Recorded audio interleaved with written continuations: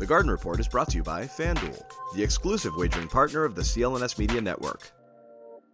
Hey, Bobby Manning here. Welcome to the Garden Report. After the Celtics scored probably their second most dominant win of the year. It's up there with the Wizards, Pacers. Emphatic win here over the Nets where they led throughout, took a lead early, and rolled to smooth victory in this in-season tournament debut. I'm Bobby Manning, Josue Pavon here, and the story of the game was Payton Pritchard.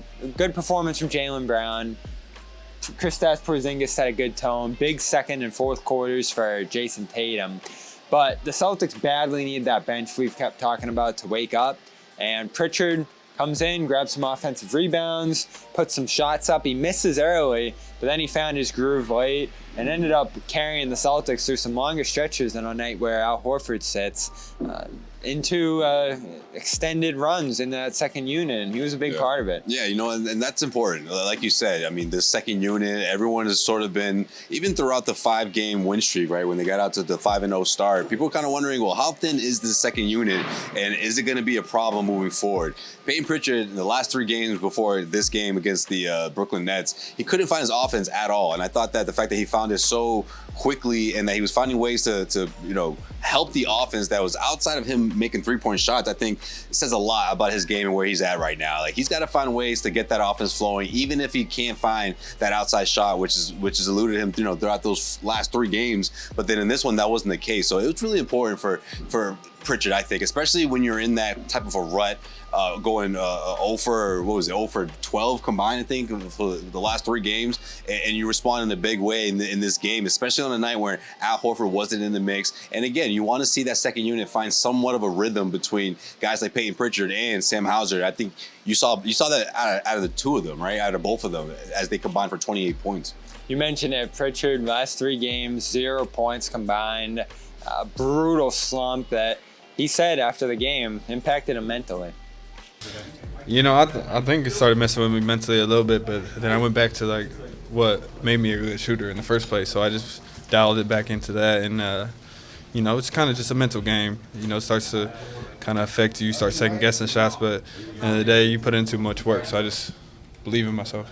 FanDuel is the exclusive wagering partner of the CLNS Media Network. Right now, new customers get $150 in bonus bets with any winning $5 moneyline bet. FanDuel, official partner of the NFL.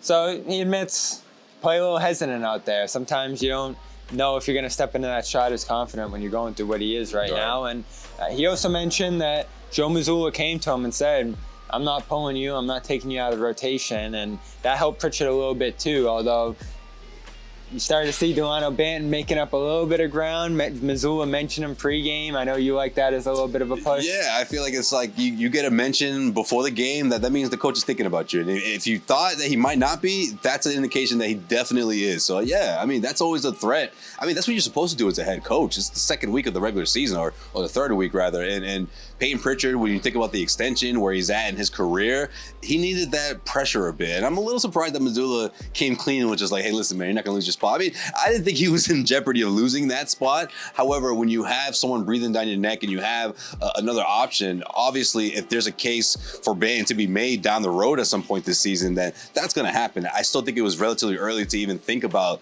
Mazzulla making that type of switch, but this is exactly what you expect from someone who for 3 games in a row couldn't find his offense, couldn't find that rhythm. You expect him to respond in a big way, and that's exactly what he did. Not fully back yet, 2 for 7 from 3 here. Still some moments you want to see cleaned up in terms of the shooting, but got downhill, made some plays. I love the offensive rebound he got where he passed out of a double team to Hauser, who was great in this one too, 5 for 10 from 3. He got going. Pushed his 3-point percentage up to 43. Yeah. And Luke, starting to hear some Luke chants in the crowd. I think that was like one section, but all right. I guess it did happen technically. Yeah, it was a good game for Luke. I mean, without Al These Horford, are their guys. Luke, Payton, Sam. They need to come through consistently. For sure, absolutely. Because I think what you get out of Al is consistent. You know, whether it's a bigger scoring production night or a night where he's cleaning out the boards and taking out the opposing. Yeah, he's like a sixth starter. Yeah. Right, he's like a sixth starter. So yeah, I mean that's a good way to put it. Between those three guys,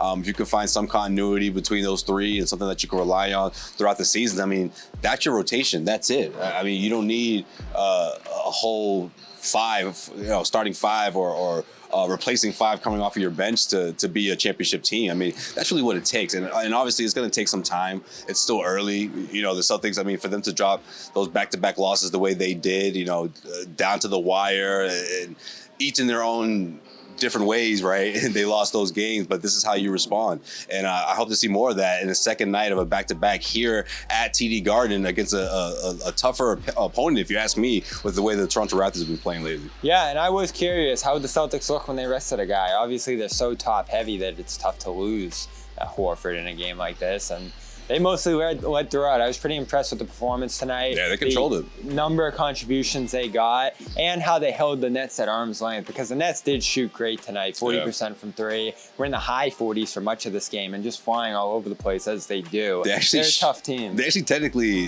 they had a better shooting percentage than the Celtics. Right, yeah. They stayed in the game until late. So Jack Vaughn has them playing well. They're always a good test. They're always a good kind of statistical comparison for the Celtics. Play a similar style. So they get through them 2-0 and start this in-season tournament 1-0 with the win tonight. We'll talk about that and where that's going and what we thought of the court and all the rest tonight in our next video here. Josue, Pavon, Bobby Manning, the Celtics do win this one, 121-107 here at the Garden tonight. We'll talk to you in our next video here on Celtics All Access, and check out Payton Pritchard's reaction more on CLNS Media. HelloFresh makes it really, really, really easy to make sure that you're maintaining and eating real food as opposed to just reaching into the cupboard and grabbing whatever you can on the go. And it's terrific. And again, if you don't have the time to shop and to do all of the prep work, HelloFresh is the way to go. Go to HelloFresh.com/CLNS50.